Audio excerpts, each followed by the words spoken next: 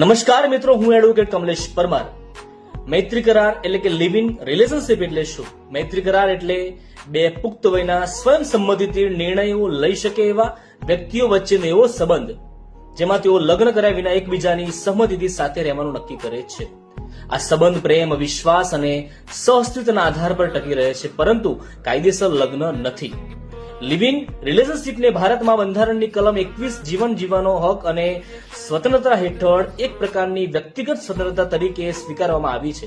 પરંતુ એટલે કોઈ પુરુષ અને સ્ત્રી જો તેમની ઈચ્છાથી સાથે રહેવા માંગે છે તો કાયદો તેમને રોકી શકતો નથી.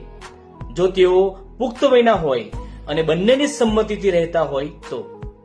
લિવ ઇન રિલેશનશિપમાં કાયદેસરની દ્રષ્ટિએ મહત્વના મુદ્દા શું છે તે ખૂબ જાણવાની જરૂર છે. હું આપને સમજાવું.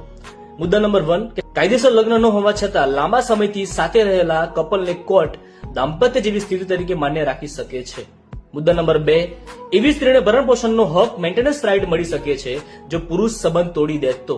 મુદ્દા નંબર 3, આવા સંબંધમાંથી જન્મેલા બાળકો કાયદેસર સંતાન ગણાય છે અને તેમને પિતાનો હક મળે છે. મુદ્દા નંબર 4, મૈત્રી કરાર એક પ્રકારનો નોટરી દસ્તાવેજ છે જેમાં બંને જણા લેખિતમાં જાહેર કરે છે કે તેઓ લગ્ન કર્યા વિના પોતાની ઈચ્છાથી સાથે રહેવા માંગે છે. આ કરાર કોઈ લગ્ન સર્ટિફિકેટ નથી, પણ સહમતિનો કાનૂની પુરાવો છે.